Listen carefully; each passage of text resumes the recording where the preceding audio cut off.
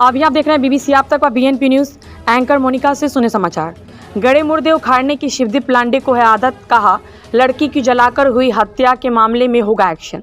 मुख्य संपादक राजीव कुमार सोनी की रिपोर्ट।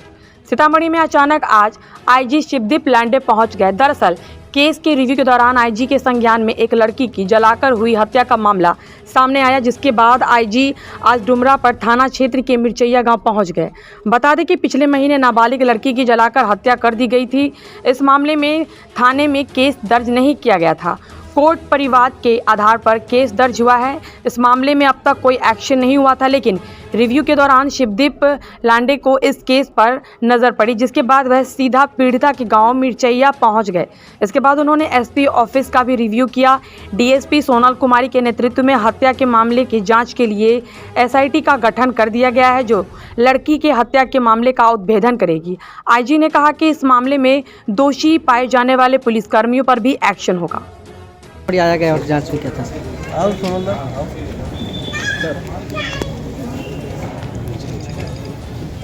ये डुमरा थाना अंतर्गत मिर्चिक गांव है ना, मिर्चैया। एक्चुअली ऑफिस में जब मैं केसेस का रिव्यू कर रहा था, और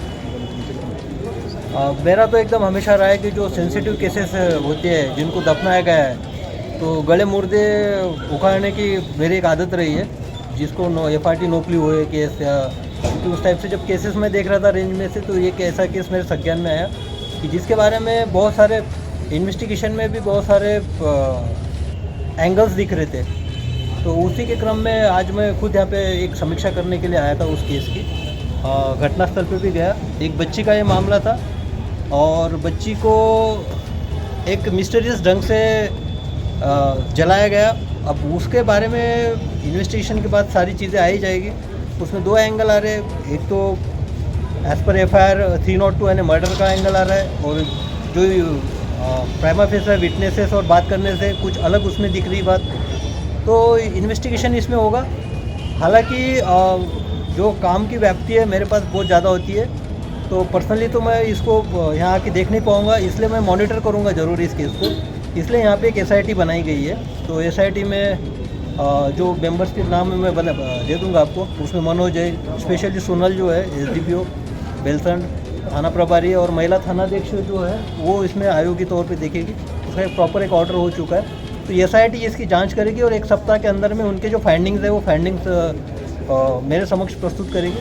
और उस फाइंडिंग्स के बाद एक और बार मैं समीक्षा करूंगा। उसके बाद इस केस पे निर्णय लूँगा और आगे की कार्रवाई सुनिश्चित करूँगा।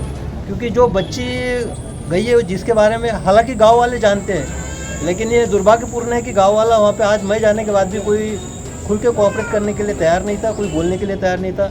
इनफैक्ट आपके मीडिया पर्सन भी वहाँ पे थे लोकल, उनसे भी मैंने बात करने की कोशिश की।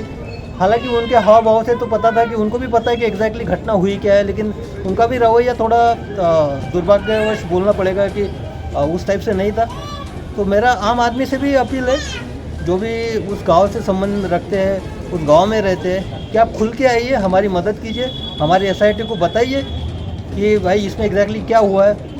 हाँ, अगर आपको किसी को रिवॉर्ड की बात है, तो मैं मेरे तौर से मैं इंश्योर करता हूँ कि अगर सही सूचना देता है तो उसको 25,000 मैं पर्सनली मेरे तौर से दूंगा, इस घटना के बारे में अगर सच्चाई वो बताता है तो। और उसका नाम भी हम गोपनीय रखेंगे। SIT की टीम है यहाँ पे, तो उससे वो कांटेक्ट कर सकता है। आपको कोई सवाल है तो पूछ सकते हैं। ये घटना कब हुई थी सर? घटना ये एक्चुअली ये घटना भी इम्पोर्टेंट है कि मैं उस वक्त नहीं था यहाँ पे। मैं तो अभी जनवरी में चार्ज लिया। लास्ट ईयर मई जून के आसपास की ये घटना है, और अभी करीबन 8-9 महीना होते आ रहा है इस घटना को।